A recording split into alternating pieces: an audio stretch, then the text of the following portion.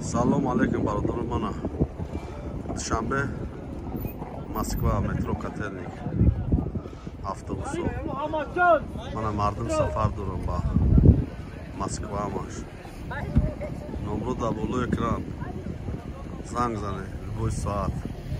روزای دوشنبه پنجشنبه ریز داریم. رفتنی باشه مرحمت تلفن کنه رویت بریم انشالله میره. автобусای نو داریم. نمروش در بالای اکران любой ساعت زنگ زنه.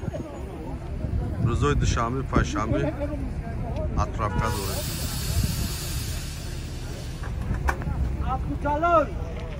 من یه автобус سه تا автобус های اینجا سه تا автобус داریم.